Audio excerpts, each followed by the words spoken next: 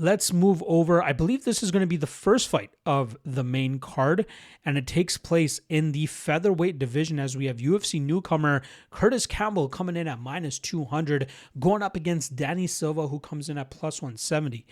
Now, Campbell, the Pink Panther, I believe his nickname is. This guy is a hoot to watch. I love watching this guy throw down. I love watching him fight. Obviously, I studied up on him when he got the opportunity on the Contender series, and he ran through his opponent. I forgot the guy's name. D-Sec. I forgot what his first name was. Damien Sec. Whatever it is. When you saw the stare down. Now I hadn't heard of Curtis Campbell before I studied him up for that Contender Series fight. And I actually saw the face-offs first before I started doing the research. And I'm like, oh, of course, Sec is going to be the favorite here, right? Like, there's a complete advantage for Sec in terms of the physicality and their physiques. But when you run the tape, you see why Curtis Campbell was such a big favorite that night because of how relentless and nasty this guy is.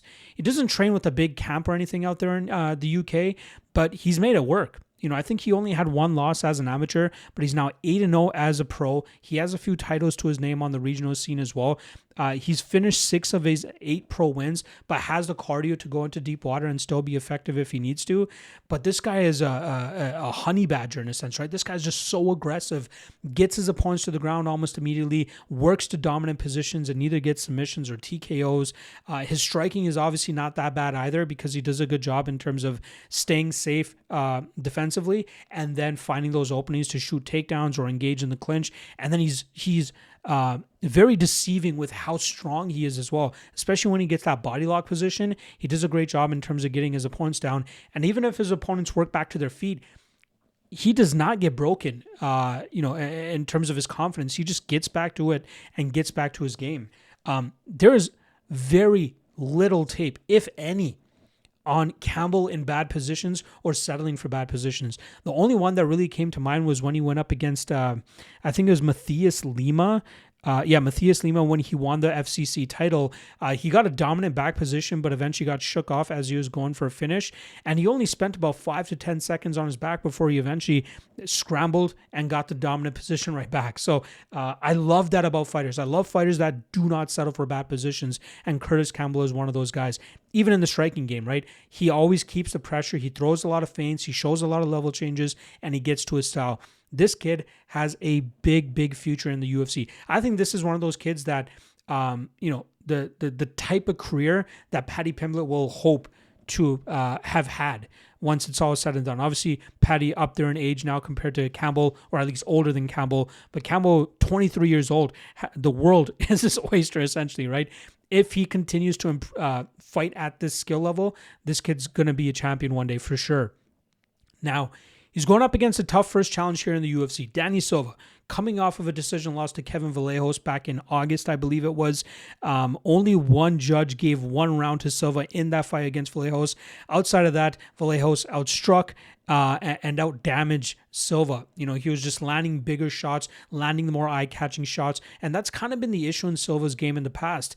Like, he's a very technical boxer, very slick hands, very good kickboxing as well, but he doesn't land with a whole lot of emphasis, and that leaves a lot of room for judges to score it for the other guy, especially if the other guy is landing just as much damage in return or as much output in return, but mixing in the takedowns or mixing in power punches, that could definitely get them the edge over a guy like Danny Silva. But Silva, solid fighter, obviously made some good improvements since that first loss that he had against Kanan Kawai, I believe was the guy that he lost to on the LFA scene. Obviously training alongside guys like Cub Swanson, Dan Argueta, Rafa Garcia, Lorraine Douglas, and a few other prospects from the LFA scene. Silva's a solid prospect in his own right, 29 years old, but I think he's mainly a striker.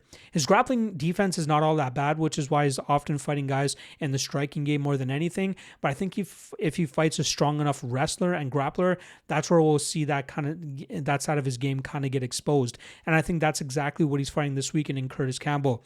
I don't think Silva has the knockout power to test the ironclad chin of Campbell. I think Campbell can be competitive enough in the striking to eventually get this to a point where he can mix in the clinch or the grappling game and get this fight to the ground.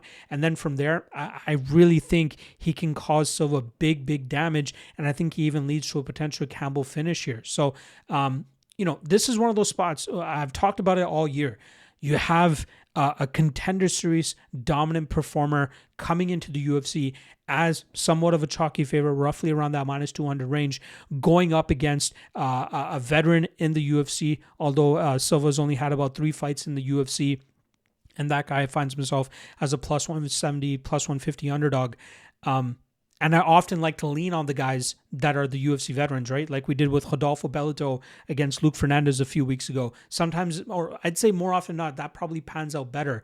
I'd like to see the statistics on that, but I feel like, backing the UFC veteran at around that plus 150, plus 200 range is probably profitable. But in this matchup specifically, I don't think so. Stylistically speaking, I don't think it's a great one for Danny Silva.